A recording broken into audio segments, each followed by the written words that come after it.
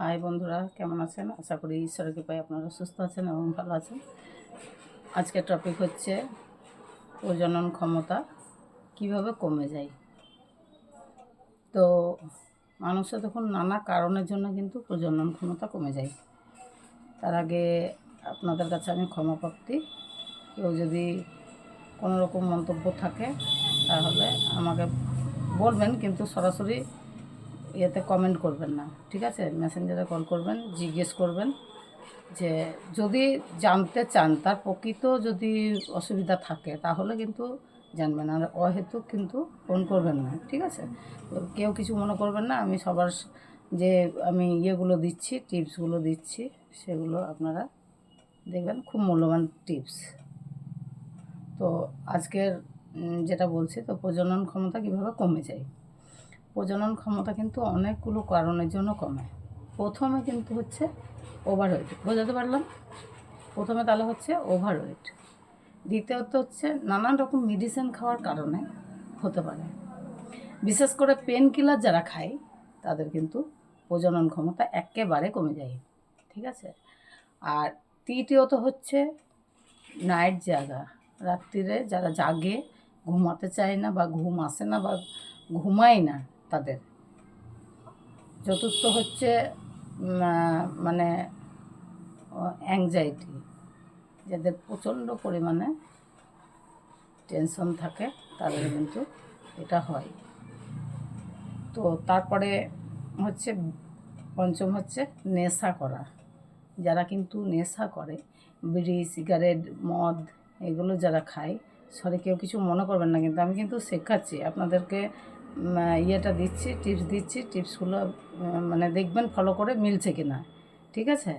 হ্যাঁ, তো কমেন্ট করবেন, অবশ্যই কমেন্ট করবেন, ভালো হয়েছে না ঠিক বলেছি না মন্দ করেছি, শেয়ার কমেন্ট অবশ্যই করবেন, ঠিক আছে? হতে পারে মানুষ তো সবার টিপস সমান হয় না। তো যাই হোক, আমি যেটা বলতে চাইছি বা বোঝাতে চাইছি আপনারা মন দিয়ে শুনবেন, আপনাদের ছেলে বা মেয়ে উভয়ের কাজে লাগবে, ভীষণই লাগবে। অনেকের এই কারণে দেখবেন ইস্যু আসে না। কেন আসে না? কারণ হয় বাবার ফল থাকে, না হলে মায়ের ফল থাকে, ঠিক আছে? তো যদি ধরেন মাটি ভালো হয়, বীজ ভালো হয়, গাছ অবশ্যই হবে, ঠিক আছে?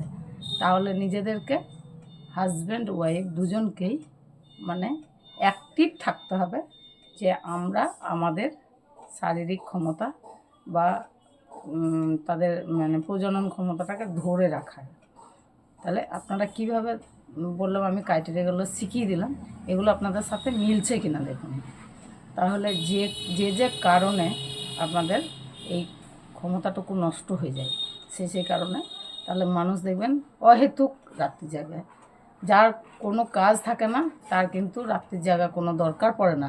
অনেকে কিন্তু ল্যাপটপে কাজ করে, অনেকে কিন্তু অহেতুক টাইম নষ্ট করে, ঠিক আছে? সেই টাইমটুকু নষ্ট না করে আপনারা নিজেদের প্রতি নিজের ধ্যান রাখুন, খেয়াল রাখুন। অবশ্যই আপনারা ভালো থাকবেন, আপনাদের পরিবার সুখে থাকবে, আপনারা প্রত্যেকে সুখে থাকবেন এবং ভালো থাকবেন, ঠিক আছে?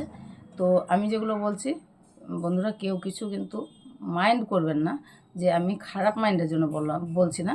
আমি একটা সুস্বাস্থ্যের টিচার, যেহেতু আপনাদেরকে আমি এটা শেখাতে চাইছি যে কোন কোন কারণের ফলে এগুলো দেখবেন প্রত্যেকের ঘরে কিন্তু হয়। কেউ কিন্তু বলতে পারে, কেউ কিন্তু বলতে পারে না, ঠিক আছে?